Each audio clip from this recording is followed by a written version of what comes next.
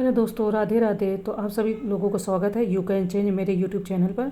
ये सी सेट का पेपर है और ये सी सेट का मैं आपको इसलिए दिखा रही हूँ क्योंकि जीएस की तो तैयारी हम साल भर करते हैं, पर सी सेट आपको कम से कम 2 महीने तो पहले तैयार करना ही होगा। तो जैसे सी सेट का पेपर खोलते हैं तो उसमें आपको ये पैसेज मिलता है, एक गद्यांश, और गद्यांश के कम से कम 5 से 6 क्वेश्चन आते हैं। अगर आप हिंदी मीडियम से और आप इंग्लिश को टच नहीं करना चाहते तो आपको ग्रामर, गद्यांश, ये चीज़ें अच्छे से आनी चाहिए, ठीक है। और कुछ बहुत रीजनिंग भी आनी चाहिए। तो मैंने यहाँ पे 2 पेपर हैं जो सी सेट के पेपर हैं, मैंने दोनों को रैंडमली ही लगाया। मैंने कोई अभी इनका रिवीजन नहीं किया था। मैं चेक करना चाह रही थी कि मुझे कितनी चीज़ें याद हैं और कहाँ कहाँ मैं फंस रही हूँ, ठीक है। देखो, इंग्लिश का पैसेज मैं पढ़ लेती हूँ। अगर ऐसा लगा कि हाँ एकदम मेरे समझ में आ रहा तो मैं पढ़ लेती हूँ। 1 या 2 क्वेश्चन मैं ट्राई करती हूँ तो मेरा 2 अगर ट्राई किया तो मेरा 1 तो सही निकल जाता है। हालांकि ये है कि बस ट्राई करती हूँ, मैं उस पर बहुत फुल कॉन्फिडेंस नहीं रहती हूँ क्योंकि मैं उसको तैयार नहीं कर पाती। और इधर फिर मैं रीजनिंग और ये जो आपके क्वेश्चन है तो इसमें मेरे काफ़ी क्वेश्चन गलत हुए। काफ़ी गलत नहीं हुए, मैंने रिवाइज़ नहीं किया था, मैंने रैंडमली पेपर दिया। क्योंकि जब आप पहले पेपर दोगे तो आपको अपनी कमियां पता चलेंगी कि कौन से क्वेश्चन में आप फंस रहे हैं। तो ये मैं आपको इसलिए दिखा रही हूँ कि जो भी हिंदी मीडियम के स्टूडेंट है, एस्पायरेंट है, अगर मेरी तरीके से उनको इंग्लिश में प्रॉब्लम है, मतलब वो इंग्लिश को नहीं अच्छे से तैयार कर रहे हैं, तो वो इस तरीके से चीज़ें कर सकते हैं।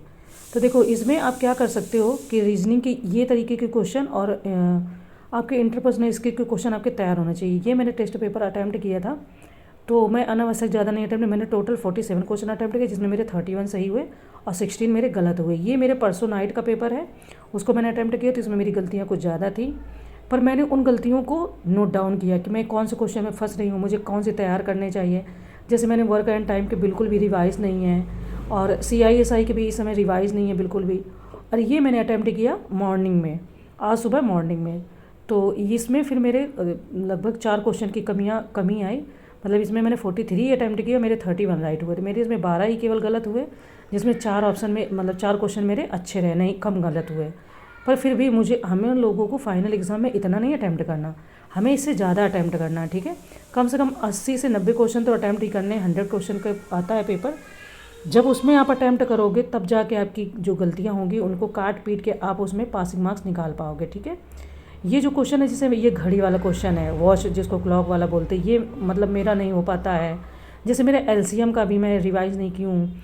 जैसे वर्क एंड टाइम का है तो मुझे 4-5 पोर्सन है जिनको मुझे ऐसे रिवाइज़ करना है जिससे कि क्वेश्चन मेरे आ सके। हालांकि ये टेस्ट सीरीज़ का क्वेश्चन पेपर है, फाइनल वाला नहीं है, पर फिर भी आपको तैयार तो करना ही होगा। जैसे कि ये क्वेश्चन है कथन कारण के, हालांकि ये मेरा सही गया पर इनको और अच्छे से रिवाइज़ करना है। अब ये जैसे कि परसेंटेज वाला है, CI वाला चक्रवृद्धि ब्याज, तो इससे क्या होता है कि ये मैं आपको इसलिए दे रही हूँ, मतलब दिखा रही हूँ आप क्या अटैम्प्ट कर रहे हो। और पेपर को अटैम्प्ट करने के बाद मैंने यूनियन बजट पढ़ा। यूनियन बजट में कुछ चीज़ें थी, की पॉइंट्स, उनको मैंने नोट डाउन किया, क्योंकि अब यूनियन बजट आपको पढ़ लेना चाहिए। अब टाइम इसके बाद ज़्यादा नहीं बचा, उसके बाद आप रिवाइज़ करोगे। रिवाइज़ के बाद में आप टेस्ट पेपर दोगे तो टेस्ट पेपर में आपके क्वेश्चन गलत हो रहे सही हो रहे वो आपको देखना है। तो ये जो दिन है, ये जो समय है, बिल्कुल भी दोस्तों के साथ मत व्यतीत कीजिए, कहीं मत बर्बाद करिए, सिर्फ टहलिए और टहल के अपना स्वास्थ्य अच्छा रखिए और पढ़ाई कीजिए। मैं सिर्फ इतना ही चाहती हूँ कि जो भी एस्पायरेंट है उनकी गलतियाँ कम से कम हो ताकि उन्हें आउटपुट या रिजल्ट है वो अच्छा मिल सके। मैं बिल्कुल भी नहीं चाहती कि मेरी तरीके से आप 2 बार यही देखो कि क्या कमियाँ होती, क्या गलतियाँ होती, मैंने कहाँ गलत किया, ये सब बिल्कुल भी मत करो। मेरे से हुई हैं तो मैं कहते नहीं, गलती करके इंसान सीखता, पहले ही जाके डायरेक्ट हर किसी का वो नहीं निकल आता, ठीक है। तो ये चीज़ें हैं कि कैपिटल एक्सपेंडिचर कितने % सरकार करेगी, सरकार के कैपिटल प्राप्तियों में कमी देखने को मिल रही है। रेवेन्यू एक्सपेंडिचर कितना करेगी सरकार, रेवेन्यू उसका ज़्यादा जा रहा है तो उसको कम करना है। फिर हमने आज तक साइंस की बात नहीं की, साइंस आपको बात नहीं की, इसका मतलब ये नहीं कि उसको छोड़ देना है, ठीक है। वैसे तो तैयार कर ही रहे होंगे, पर साइंस के भी 15 से 18 या कभी कभी 20 से 22 क्वेश्चन अच्छी खासी मात्रा में बनते हैं।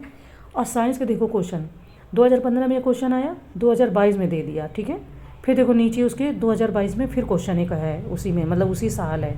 तो साइंस के अच्छे खासे क्वेश्चन आते हैं, तो साइंस को इग्नोर बिल्कुल मत करना। घटना चक्र आपके पास होगी ही, काफ़ी मोटी बुक होती है, उसको 2-3 बार हो सके तो इम्पॉर्टेंट ही उसके चीज़ों को रिवाइज़ कर लो। ये देखो 2019 में आया, ठीक है।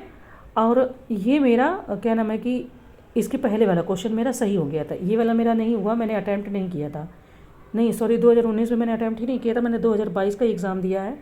तो उसमें मैं देख रही थी, तो उसको मैंने देखा कि काफ़ी सारे क्वेश्चन आते हैं और आप उसको तैयार कर लो घटना चक्र से, अच्छे से इसको पढ़ पढ़ के तैयार कर लो। अगर आपने साइंस की क्लासेस नहीं भी ली हैं तो फ़िलहाल आप यहाँ पे काफ़ी मेहनत कर लो, अभी टाइम है, 60 दिन है। डेली भी अगर आप 2 घंटे साइंस को दोगे तो भी आपके 120 दिन आराम से हो जाएंगे, ठीक है। नहीं, 120 से ज़्यादा ही बन जाएंगे, है ना। अब देखो 2019 में ये दिया क्वेश्चन पहले, फिर इसके बाद में इन्होंने दे दिया 2022 में। अब जैसे इसमें मुझे 2 ऑप्शन आराम से आते हैं, स्पार्टेम संश्लेषित मधुरक है, ऑक्सीटोसिन हार्मोन है।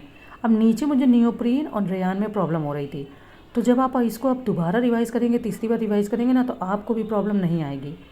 तो ये ऐसी कुछ चीज़ें हैं जो हर एस्पायरेंट को आती हैं, और ये उसी एस्पायरेंट को प्रॉब्लम आएगी जो इतना घुसा रहेगा, इतना एग्ज़ाम में लगा रहेगा।